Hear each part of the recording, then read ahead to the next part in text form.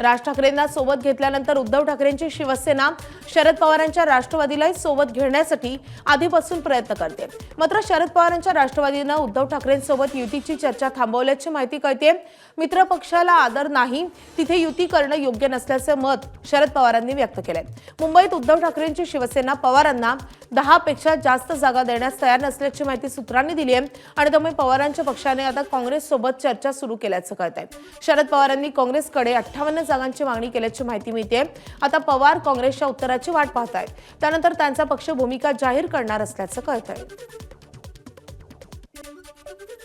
दरम्यान काँग्रेसच्या मुंबई अध्यक्ष वर्षा गायकवाडांनी ठाकरे बंधूंच्या युतीबाबत मोठं भाष्य केलंय। ठाकरे बंधूंनी आम्हाला विचारात न घेता युतीची जुळवाजुळव केल्याचा दावा वर्षा गायकवाडांनी केलाय। आमच्यासोबत ठाकरेंनी कोणतीही चर्चा केली नसल्याचं गायकवाडांनी स्पष्ट केलंय। एबीपी माझाच्या संपादिका सरिता कौशिक यांच्या कॉफी विथ कौशिक या पॉडकास्टमध्ये त्या बोलत होत्या। सगळ्यात महत्त्वाची गोष्ट म्हणजे महाविकास आघाडीमधला महत्त्वपूर्ण पक्ष म्हणून आम्ही होतो आणि त्यामुळे आमच्याशी चर्चा व्हावी अशी आमची अपेक्षा होती। पण दुर्दैवाने तशी चर्चा आमच्याशी झाली नाही। मग त्याच्यानंतर जे आहे तुमच्या कोणावर जाणार आहात त्याच्या संदर्भामध्ये माहिती सांगितली गेली पाहिजे। ज्यावेळी आपण एकत्र बसतो त्यावेळी अपेक्षा ही आहे की एकमेकाशी आपण त्या तऱ्हेने पुढे जाताना पारदर्शकता ठेवली पाहिजे आणि दुर्दैवाने आम्हाला ते वाटलं नाही की ते आमच्याशी झाली। आमच्याशी चर्चा न झाल्यामुळे मग आम्ही असं ठरवलं की ज्या विचारधारेशी आमचं जुळू शकत नाही त्या विचारधारेशी आम्ही जाऊ शकत नाही। आता जानकर साहेबांशी आमची चर्चा पूर्ण झालेली आहे, गवई साहेबांशी आमची चर्चा पूर्ण झालेली आहे, वंचितशी आमची मला वाटतं आज किंवा उद्यामध्ये चर्चा फायनल होऊन जाईल काही असेल ते। त्यामुळे आशावादी असल्यामुळे मला असं वाटतं की आमची चर्चा चालू आहे। जवळपास मी तुम्हाला सांगते आतापर्यंत जी चर्चा झाली ती खूप सकारात्मक झालेली आहे आणि रोज आमची म्हणजे मला वाटतं सकाळ संध्याकाळ कंटिन्यूस चर्चा चालू आहे। शेवटी मी सुद्धा भारतातील डॉक्टर बाबासाहेब आंबेडकरांचे अनुयायी आहेत, ते सुद्धा बाबासाहेबांचे जे आहे ते म्हणतो आणि सातत्याने आम्ही बघितलं असेल की त्यांचं आणि आमची विचारधारा एक आहे। माझी अपेक्षा ही काय की ह्यावेळेला संविधान मानणाऱ्या व्यक्तींनी सर्वांनी एकत्र यावं आणि मोठ्या प्रमाणामध्ये जे आहे ते आमची आघाडीच्या माध्यमातून लोकांना न्याय मिळेल आणि एकत्र मतदान झालं त्याचा फायदा नक्कीच दोन्ही पक्षाला होईल असं मला वाटतं। राज्यातील 29 महापालिकांच्या निवडणुकीत भाजप आणि शिंदेच्या शिवसेनेची युती जवळपास पक्की झाली आहे। येत्या 48 तासांमध्ये या युतीची अधिकृत घोषणा होण्याची शक्यता आहे। विश्वसनीय सूत्रांनी ही माहिती दिली आहे। निवडणुकांच्या आधी निर्माण झालेल्या तणावामुळे शिंदेची शिवसेना आणि भाजप एकत्र निवडणूक लढणार की नाही याबाबत संभ्रम होता। मात्र आता हे दोन्ही पक्ष एकत्र लढणार असल्याचं जवळपास स्पष्ट झालंय। दुसरीकडे या दोन्ही पक्षांचं अजित पवारांच्या राष्ट्रवादीबाबतचं धोरण काय हे देखील स्पष्ट होणं अद्याप बाकी आहे। मात्र मुंबईत अजित पवारांची राष्ट्रवादी स्वबळावर लढणार असल्याची घोषणा लवकरच केली जाण्याची शक्यता आहे। मीरा भाईंदर आणि नवी मुंबई मनपात महायुतीची शक्यता धुसर झाली आहे। एकीकडे स्वतः रवींद्र चव्हाणांनी उपमुख्यमंत्री शिंदेच्या निवासस्थानी येऊन ठाणे जिल्ह्यातल्या सर्व महापालिकांसाठी महायुती होणार असं जाहीर केलं असलं तरी नवी मुंबई आणि मीरा भाईंदरमध्ये चित्र वेगळे आहे। या दोन्ही महापालिकांमध्ये भाजपचं वर्चस्व आहे।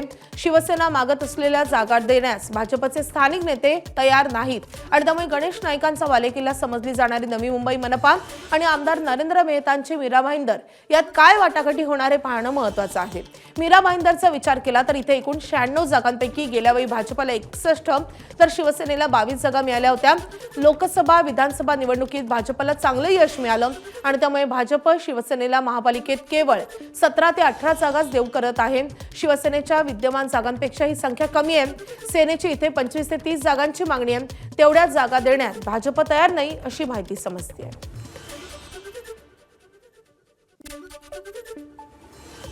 तिकडे वसई विरार महानगरपालिकेसाठी भाजप आणि शिवसेनेत युतीची चर्चा होते, पण दोन्ही पक्षांकडून जागा वाटपासंदर्भात चांगलीच रस्सीखेच पाहायला मिळते। शिवसेनेनं 40 जागांचा प्रस्ताव भाजपसमोर ठेवलाय तर भाजपनं 20 ते 22 जागा देत असल्याचं स्पष्ट केलंय आणि त्यामुळे शिवसेनेनं 215 उमेदवारांच्या मुलाखती घेत आम्ही 115 जागांवर लढायला तयार आहोत असा इशारा दिलाय। असं असलं तरी वरिष्ठांच्या निर्णयानंतरच युतीबाबत निर्णय होण्याची शक्यता आहे अशी प्राथमिक माहिती सूत्रांनी दिली आहे। नाशिक महापालिका निवडणुकीच्या पार्श्वभूमीवर महायुती आणि महाविकास आघाडी दोघांमध्येही अद्याप कोणताही निर्णय झालेला नसून चर्चेचं घुराळ सुरू आहे। महायुती शिवसेना भाजपमध्ये सकारात्मक चर्चा झाली असून शिवसेनेला 25 ते 30 जागा दिल्या जातील अशी चर्चा सुरू आहे। शिवसेनेनं मात्र या चर्चांचं खंडन केलंय। जागा वाटपाबाबत कोणताही निर्णय झाला नसून 50 जागांची मागणी केल्याचा दावा माजी खासदार हेमंत गोडसे यांनी केलाय। तर दुसरीकडे महाविकास आघाडीमध्ये काहीही आलबेल दिसत नाही। ठाकरे बंधूंनी युतीची घोषणा केली असल्यानं काँग्रेस राष्ट्रवादी सध्या तटस्थ आहेत। महाविकास आघाडीच्या घटक पक्षांची बैठक होणार असून काही तोडगा निघणार का याकडे इच्छुकांच्या नजरा लागल्या आहेत। तिकडे अमरावती महापालिकेसाठी शिंदेची शिवसेना आणि भाजपमध्ये आतापर्यंत युतीबाबत 3 बैठका झाल्यात। या शिंदेच्या शिवसेनेनं महापालिकेसाठी 87 पैकी 25 जागांवर दावा ठोकलाय। मात्र भाजप तेवढ्या जागा द्यायला तयार नसल्याची माहिती कळते। दरम्यान आमदार रवी राणा यांच्या युवा स्वाभिमान पक्षालाही या युतीमध्ये सामावून घेतलं जाईल।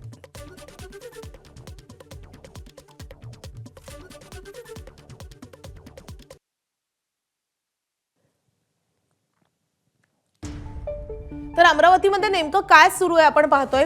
भाजप आणि शिवसेनेची चर्चा सुरू असल्याचं कळतंय आणि या युतीमध्ये युवा स्वाभिमानचे आमदार रवी राणा हे देखील सहभागी होणार आहेत। शिवसेनेकडून 87 पैकी 25 जागांची मागणी होतीये, मात्र भाजप तेवढ्या जागा द्यायला तयार नाहीये।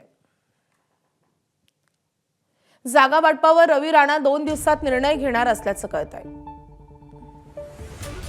अजित पवारांच्या राष्ट्रवादीची मात्र स्वबळावर लढण्याची घोषणा आहे।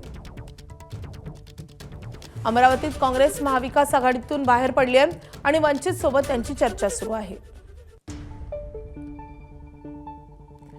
शरद पवारांच्या राष्ट्रवादी, भाकप, ऑल इंडिया फॉरवर्ड ब्लॉक आणि रिपब्लिकन पक्षासोबत एकत्र लढणार असल्याचंही कळतंय।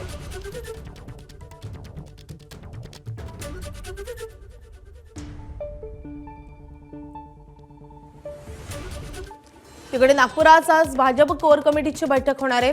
देवेंद्र फडणवीसांच्या उपस्थितीमध्ये ही बैठक पार पडेल। या बैठकीला भाजपच्या अंतर्गत जागा वाटपासंदर्भात चर्चा होईल। तसंच ज्या जागांवर एकमत नाही अशा जागांसंदर्भात देखील या बैठकीमध्ये चर्चा होणार असल्याची सूत्रांची माहिती आहे।